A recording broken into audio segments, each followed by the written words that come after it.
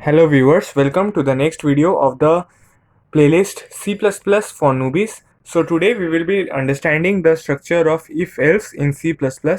So let's just jump into the video. So what does a if-else structure look like? Okay, so we have this keyword if written, and then we write some condition over here, which if satisfied will run this block of code within this braces. Okay, and if this condition is not satisfied, then the block of code written after else within this curly braces will execute. Okay, if you're writing if else, the if condition is mandatory, and it might happen that you don't have to give the else condition. Okay, you don't have to write else over here, you can only write if, but if you want you can also write else. So another thing that we can do is, if we have two conditions, okay, here it was condition 1, and if you want to check for condition 2, what we can do, we can write something like, if condition 1 is satisfied, then this block of code, else if, then condition 2. Okay, means if this condition was not satisfied, then it will check for this condition 2, and if this is satisfied, then it can go to the inner part of this else if. Okay, and we can give multiple else if after one else if. Okay, so we can write something like this, condition 3, and it is not mandatory to write an else statement, but if you want to write, you can surely write else as per the requirement of the program. Okay, and else if is also not mandatory. If you want to give, otherwise you can leave this out. Okay, so let's understand this with the help of an example. So let's say we take a character as an input, and if the character is a small letter, then we write that it is a small letter, and if it is capital letter, then we write it is a capital letter, and if it is neither, then we print neither. Okay, so how we will be proceeding with this program, we will take input first.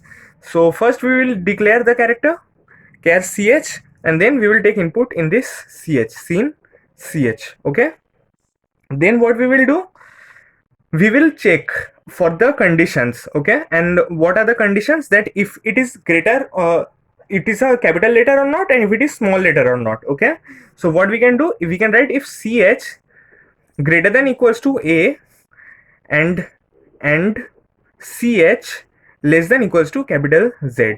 Okay, so what is this checking? If it is checking that if the character that we have given input is greater than equals to capital A and less than equals to capital Z. Why and not or?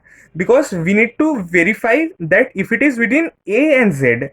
If we would have given or, then some character with an ASCII value of less than equals to A would have gotten printed, even though if it was not less than equals to. So we have to give and so that both these conditions are satisfied at the same time. So what we will do, we will print that capital. Okay, and then we can print, move the cursor to the next line, so we'll write endl. Then what we can do, we will write else if, just the way over here, ch greater than equals to small a, and ch less than equals to small z. Okay, then we can see out small, and then move the cursor to the next line, and then if neither of these conditions are satisfied, then else we will see out neither. Okay,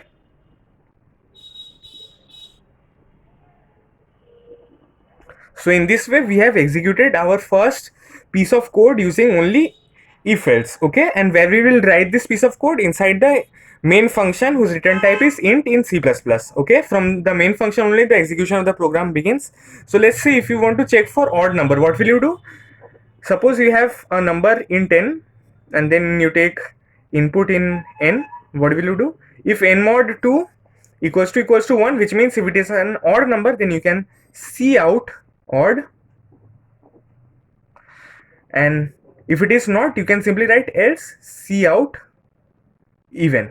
Okay, and another thing what we could have done over here, we could have written else if n mod 2 equals to 0. Note that this is one program and we have not written else over here, and still this piece of code will execute successfully inside the main function. So it is not mandatory to write else if after if, or else after if. We have to write else if or else after if only if the program requires us to do so. So I hope you have understood the basic structure of an if else program and how it works. So thanks for watching this video.